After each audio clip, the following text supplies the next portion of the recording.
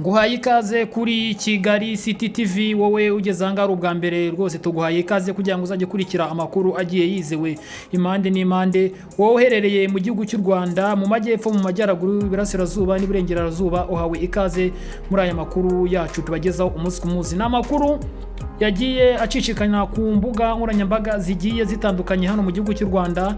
Ni umukobwa witwa Vestine Ishimwe, ni umukobwa wagiye ugaragaraho ibintu bigiye bitandukanye, ibintu byiza.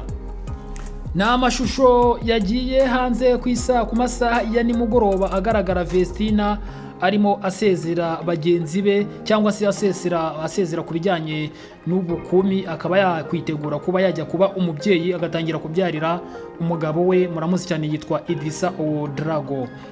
Ni amakuru yagiye ashimisha abantu benshi bagiye batandukanye impande n'impande. Inshuti ze zari zaje kumusapotinga, urabona ko abavandimwe be bose bari bagiye bahari baje kumutera ingabo mu bitugu. Ni amakuru yagiye yandikwa n'ibitangazamakuru byinshi bivuga ko uyu mwana w'umukobwa Ishimwe Vestine rwose ibintu ari gukora ni ibintu byiza, ni ibintu bishimishije abanyarwanda, ni ibintu bigaragariza ko uyu mwana yarezwe. Ni umwana bagiye ushimisha impande n'impande, muramuzi cyane yagiye agaragara mu itsinda rimwe rya Vestine and Dorcas. Ni abana baje bakora umuziki mu buryo butunguranye, ni nabo bwo bwa mbere hari haje abana b'abakobwa bagakora amateka bagakora umuziki ukaba wagenda ukundwa n'abantu benshi bagiye batandukanye. Ni indirimbo tugiye kuzivuga twavuga tukarondogora, ahubwo reka tuvuge ibikorwa byatuzanye. Ni Ishimwe Vestine wakoresheje ikirori, aho yakoreye ikirori mu karere ka Nyarugenge ahitwa kwa Makuza, niho bakoreye ibi birori. Ubwo uyu mwana w'umukobwa Ishimwe Vestine yatumiraga inshuti ze n'abavandimwe aza kugira ngo asezere ubwangavu cyangwa se asezere ubukobwa, niko nabivuga mu kinyarwanda cyumvikana.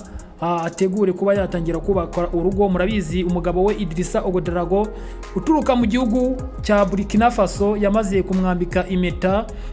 Murabizi ko banasezeranye rwose mu murenge wa Kinyinya. Nabwo nubwo byari byaje kugerwa ubwiru bakaza kugenda babihisha abanyarwanda, ariko bikaza kurangira bimenyekanye. Murabizi ko kugira ngo bajye mu murenge ni ibintu byaje kuba ikibazo gikomeye cyane. Murabizi ko umurenge wari wube kuwa 4 Irene Murindahabi manager wabo uyobora Vestine na Dorcas aza kumenya ko ibitangazamakuru byinshi bigiye bitandukanye ko byamenye ko uwitwa Vestine ari buze kujya mu murenge gusezerana n'umugabo witwa Idrissa Odrago umunya Burkina Faso cyangwa se umunya Burkina B. Icyo gihe uwitwa Irene Murindahabi yahise ahagarika kujya mu umurenge baza kwimurira ku munsi wo kuwa 5. Murabizi kugira ngo abantu benshi bataza kuza gufata amashusho. Murabizi mu muco nyarwanda harimo abantu benshi bakunda kwikunda, cyane cyane abantu bakoresha social media cyangwa se imbuga nkoranyambaga zigiye zitandukanye. Irene mu nyungu ze n'ubucuruzi bwe yahise afata iya mbere, yumvikana n'ababyeyi ba Ishimwe Vestine ndetse n'umuryango wa Idrissa Odrago guturuka mu gihugu cya Burkina Faso. Bumvikana ko badashaka ko ibi bintu bijya hanze hakiri kare, kuko byari byamaze kumenyekana ko ku munsi wo kuwa 4 Vestine azajya mu murenge gusezerana imbere y'Imana. Irene mu nyungu ze nk'uko nabikubwiye yahise yimura uwo murenge ushyira kuwa 5, nibwo umurenge waje kuba haza no kuza gufatwa amashusho yaje guca kuri MIE Empire, ni rebo ya Vestine na Dorcas iyoborwa na Irene waje kubikora rwose agira ngo yicururize wenyine.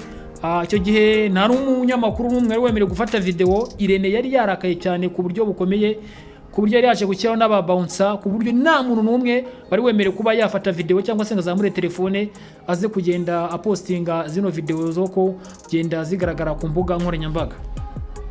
Reka tugaruke kuri iki kirori cyakozwe na Ishimwe Vestine asezera inshuti ze zigiye zitandukanye. Turagenda tugaruka ku nshuti nyinshi zigiye zitandukanye yagiye atumira muri iki kirori cyo gusezera ubukumi. Bwagiye bigaragaramo ingiro zigiye zitandukanye, harimo abasitari bake ahubwo abenshi ni inshuti ze biganye ITS Kigali. Abantu muzi ITS Kigali iherereye i Gasogi, ni ahantu haba amasection ya tourism, niyo abantu benshi bakunda kujya kwiga bajya mu bukerarugendo. Murabizi ndu bigarukeho byinshi cyane. Uyu Vestine rero inshuti ze yagiye atumira, turahera bibaye byiza twahera ku muryango we akunda cyane. Mbere na mbere turahera kuri mushiki we witwa Esteri cyangwa se Aline. Uyu ni Aline, ni inshuti yiwe rwose, mu rukuru we yanamubereye marene no mu murenge wabonaga akamuri imbere. Bivugwa ko uyu Aline mukuru wabo, niba munakurikira amakuru menshi yagiye atandukanye, uyu nguyu Aline ni mukuru wawe wigeze gukora n'ikirori kiza guca ku mbuga nkoranyambaga, kiza kuvugisha abantu benshi bagiye batandukanye. Numva cyaraciye ku bitangazamakuru byinshi bikorera hano mu Rwanda, biza no kuba bigaragaramo Vestine na Dorcas baririmbira mukuru wabo Aline. Byaje no kumushimisha cyane, bigaragariza ko aba bana bakundaga mukuru wabo mu kugenda baranarize cyane. Uyu akaba ari uzabera marene witwa Vestine mu kirori kizaba ku bukwe bwiwe, aho ubukwe buzaba tariki 5 z'ukwezi kwa karindwi. Nejo bundi urumva ko haraburi igihe gito rwose ngo uyu mwana w'umukobwa abe yakora ubukwe. Ahubwo biri kwibaza ngo uwitwa Vestine azaba mu Rwanda cyangwa se azajya kuba mu gihugu cya Burkina Faso cyangwa se igihugu cya Burkinabe. Bivuga ko umugabo we ashaka kuzamujyana mu gihugu cya Burkina Faso, aho akorera akazi kiwe kagiye gatandukanye, kuko uyu mugabo we ni umunyemari, umushoramari ukomeye cyane mu gihugu cya Burkina Faso, arakomeye cyane. Amakuru yagiye avugwa kuri Idrissa Ogodragon uko bivuga ko ngashobora kubacuruza ibijyanye n'intwaro cyangwa se imbunda mu gihugu cya Burkina Faso. Ibyo ni bigenda bitangazwa n'ibitangazamakuru bigiye bitandukanye mu gihugu cy'u Rwanda. Vestine nandi kubabwira ingingo zigiye zitandukanye ku bavandimwe be baje kumushyigikira muri iki gikorwa cye.